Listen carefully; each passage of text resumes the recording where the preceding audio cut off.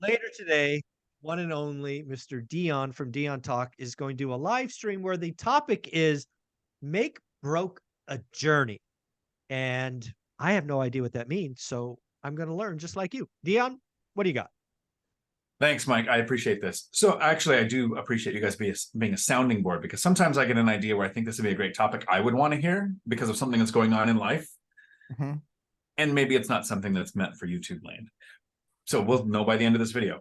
I was having conversations with several friends over the last couple of weeks, people who I've known for 10 plus years that don't own any investments, that bought a $750,000 starter home, that own the RV, that go camping so they can spend a fortune to live like the homeless, that have the sea-doos, that can't fathom saving to invest. If you save, you spend. So in my mind, becoming wealthy is such a long journey for that person that they can't see the light at the end of the tunnel. So they're not taking the steps to get on the journey to financial freedom. I want to flip the script. As a financially free person who has retired early, I had to make so many steps between me and broke that I was confident enough to retire. I didn't think I need $4,000 a month in cash flow from assets. So as soon as I had $4,000 a month in cash flow, I retired. One step, one set of evictions, one too many turnovers at one period of time, and I'm back to work. So when I had 4 times the cash flow, several steps would have to happen to just cash flow before I would have to go back to work. I'm not 100% levered. I have the VA loan option. I have never used it. I do not want to be 100% levered on a property. I want to put down a down payment. So I start with an equity position. I put steps in the journey between me and needing to, I associate having to work with being broke. And I'm sorry for everybody who currently has to work to reach financial freedom. Once you're financially free and you never have to work again, imagine how many things you would want to happen before you have to go back to work. So I've invested with diversifying my properties more than 10 miles apart, so they're close to several economic drivers. Several steps, several economic drivers, a base closure, a port closure, companies moving away would have to happen. Then I have 1/3 military, 1/3 Section 8, 1/3 working or retired tenants. So I would have to see a prolonged government shutdown, a stock market crash, the voucher system completely failing for my portfolio to be impacted. I've made it a journey between me and having to go back to work. I think people can look at start the journey to making it a journey between you and being broke. The first cash flowing asset. Go ahead. So I've been playing with this, and I actually think it's what you want to pitch later today is slightly different. And I think it'll be more impactful. I actually think you should be saying being broke is a journey. Because everyone sits at the crossroads, and like your friends, they're broke and they're on a journey to being broke and consistently broke. Get a raise, buy a Sea-Doo. Do this, buy the 750 starter home, right? So I think if you are broke, you're on a journey. It's called the broke journey. And oh, by the way, there is this other path that's a little higher, a little steeper, and a little less rocky, or a little more rocky.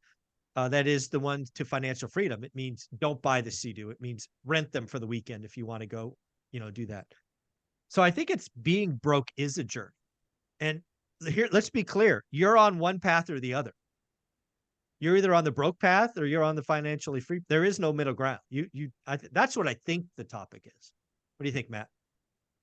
I think that Dion's marking all the things that he wanted to test drive and use, so he understands what he's going to be buying for pennies on the dollar. he borrowed the Sea-Doos for the weekend. He borrowed the RV for the weekend. He's like, yeah, I kind of like this. I don't like it at that number, though. I do like it at this I'll number. buy it at 40% off. No problem. Exactly. As luck would have it, I have funds available. But yeah, I mean, I think, again, at the end of the day, I think everybody has their plan, whether they know it or not. They're either on the path of being broke or they're on the path of being rich. And some people, I think that is the key. I think that's the key. You're on one or the other. And if you don't choose, guess which one you're on. Well, yeah. I mean, like I've never met a rich person that was like by accident. Maybe very few where it was like, it's amazing. 5 years later, I opened my eyes. I'm worth $10 million. That was awesome. you know? How'd that happen? And so that's where, again, a lot of times, and you can have conviction about buying a given asset, and that's what does it, right? You know, so there were a bunch of crypto bros, and a bunch of them are still worth a bunch of money. Yeah. Less than what they were, but much more than where they started. And Dude, then there's Bitcoin's the best performing asset of the year. Let's give it some props. It's up 100%. Yeah. And then there's people that are littered on the road of failure. Dogecoin and all that other. There's a bunch of these other ones. So I think that generally speaking, I think the concept is sound, which is you're on a path. Is it to getting rich or is it to going broke? Yeah. What do you think, Dan? I'm sorry. No, I love the idea. And here's what I like about it. If I say being broke is a journey, I'm attacking the audience and I'm saying, hey, look, you're making choices that are making you broke. But now I get to say, here's the title I was going to go with, but Michael Zuber said I should attack you instead. So I love it. I really do like, because it's more succinct. And it seems to make more sense, but it is completely a journey.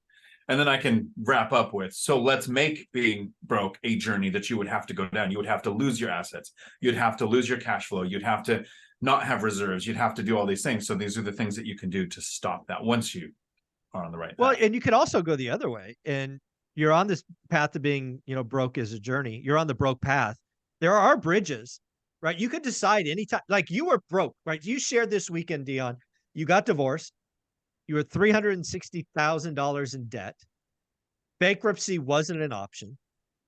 3 kids, single parent, making $17 an hour. You were on the broke path. I had Sea-Doos when I was on the broke path. So I make a point. You had a lake house. I had a lake house. Yeah. Yeah. So again, if you don't know which one you're on the broke path, but you just need to look up and realize that you can get to the other side. It's just, I couldn't imagine. Matt, could you imagine $360,000 in debt, single dad, 3 parents, making $17 an hour? My head would hurt.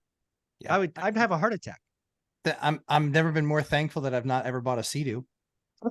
There's seemingly high correlation to being broke. So if you were on the path of, let me rack up $313,000 in debt and credit cards and trips and apartments that I didn't know we had, I would be a horrible person all the way through. But waking up, getting laid off from enforcement, getting the divorce, and then finding out about the debt. Finding it. Yeah. I think if I was the type of person who built the debt, it would be a harder transition to go, okay, how do I stop this overspending? Like you had to cut your expenses by 50%, and which is big. I didn't have to change any of that. I had to think, okay, now I have this debt out of nowhere. Let me come up with a plan. So I don't think I'm happier that it went that way, but I think the personality, kind of like the personality it takes to reach financial freedom, doesn't instantly flip the switch and become a spender in retirement. No, like I'm struggling with. I went yesterday and I was like, oh, I'm gonna buy the whatever computer I want. I'm gonna get it. I took it back. I can put that money into a rental. I got my VR system. I'm good for another. I'll buy a computer next year. I'm broke. I'm just like Matt. I'm broken. I can't spend money. So it will get easier. It will get easier. That much. The person who builds the big massive amounts of debt has a harder transition to now. Let me become an investor. Sure. Yeah, but I think it's a great imagery, and I think you as a teacher really could paint it, because again, being broke is a journey. Being financially free is a journey. Both are journeys. Both have challenges. I would argue being on both sides of that at different points in my life, I know which one's better. And you both have proven you could be on one track, myself too, and you can get to the other side. I think we're all on the broke path, and we have to decide to go to the other one. Oh yeah. And I think that's the key. It's that quote, and I forget who said it, but it was, I edited it to this. It's, you have 2 financial lives, and the second one starts the day you realize you only have one. I like it. Dion, where and when's the live stream? Right here on YouTube, Dion Talk Financial Freedom, and you can find it Tuesdays at 4 p.m. Pacific. I will try to post this today at 11 a.m. so people can look for that. Just taking that down. And Matt, where can people find you? Lumberjack Landlord, 11:30 a.m. Eastern time on Sundays, 90 minutes of action-packed real estate talk. Thank you, guys. Take care. Thanks, Mike. Yeah.